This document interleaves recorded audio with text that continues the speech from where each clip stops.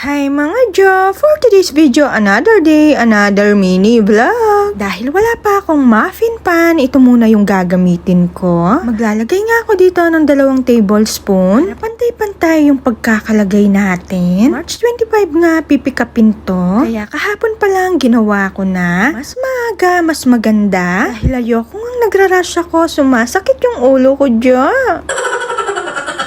Ewan ko ba, parang puputok yung uyat ko sa utak?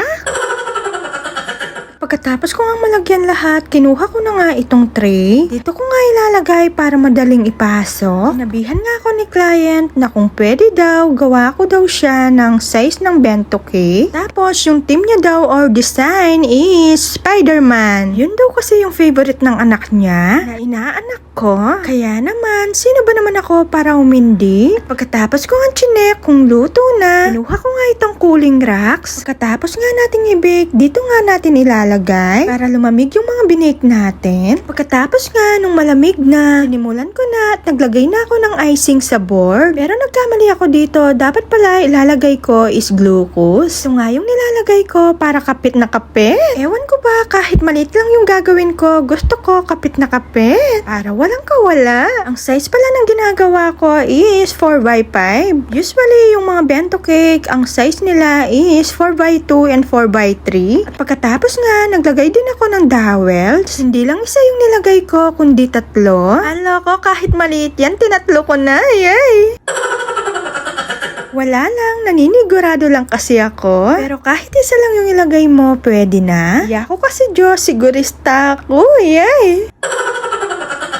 Nag-chat ulit sa akin si client na kung pwede daw ay dagdagan ko daw ng 12 pieces na cupcakes. Diyos ko, ring manok medyo magsimula na naman. Kaya kung maririnig nyo sila, huwag nyo na lang silang pansinin. Yay! Dahil favorite ng anak niya ay Spider-Man, maglalagay nga tayo dito ng pagmumukha ni Spider-Man sa mismong front ng cake. Pagkatapos, maglalagay din tayo side by side. Kaya manikal Spider-Man kanini.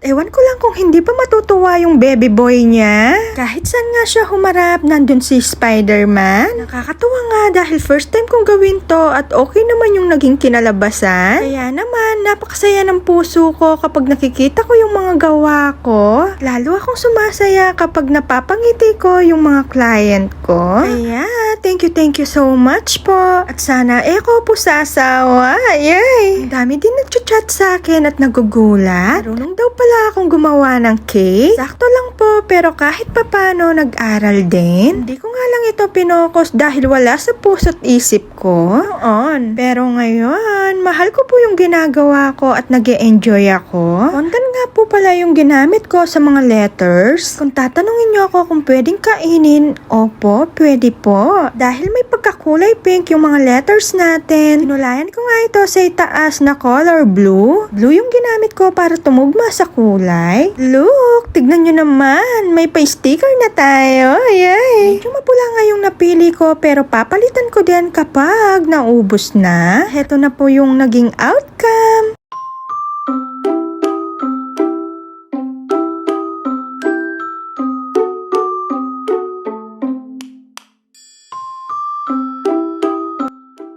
Ayan na nga, nabox na nga natin yung mga cupcakes. Pagkatapos, naglagay na rin ako ng sticker natin dito sa itaas. Yay! And that's it! Thank you for watching! Bye!